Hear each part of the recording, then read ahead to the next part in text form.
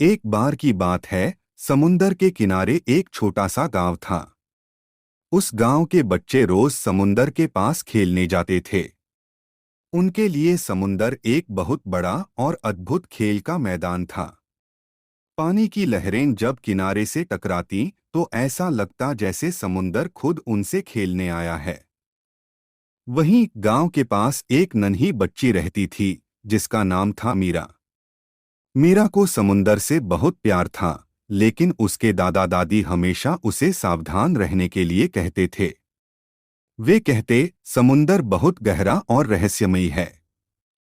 उसमें अजीब अजीब जीव रहते हैं, जो कभी कभी शरारती हो जाते हैं।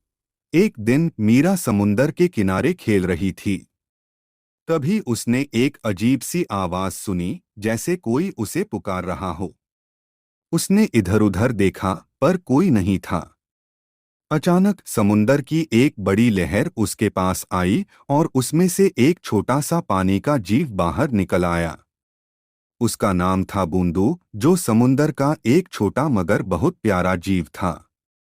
बूंदू बोला, बोलो मीरा, क्या तुम मेरी मदद करोगी? मीरा हैरान होकर बोली, तुम बोल सकते हो? और तुम्हें मेरी मदद क्यों चाहिए? बूंदू ने कहा, हमारे समुंदर की रानी जलपरी क्वीन को किसी ने बंधक बना लिया है।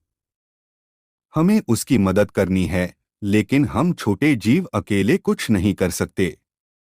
क्या तुम हमारे साथ आओगी?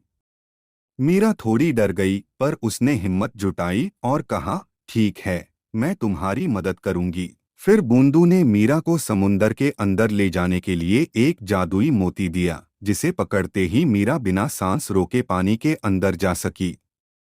मीरा और बूंदू समुंदर की गहराइयों में चले गए, जहां उन्हें बड़े बड़े मछलियों, अजीब से जीवों और रंग-बिरंगे पौधों का संसार मिला। अंत में उन्होंने समुंदर के राजा शार्को से मुलाकात की, जो जलपरी क्वीन का दुश्मन था। लेकिन मीरा ने अपनी सूझबूझ से शार्को को समझाया कि सबको मिलजुल कर रहना चाहिए।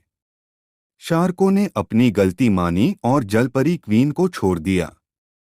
जलपरी क्वीन ने मीरा को धन्यवाद दिया और उसे एक चमचमाता मोती उपहार में दिया।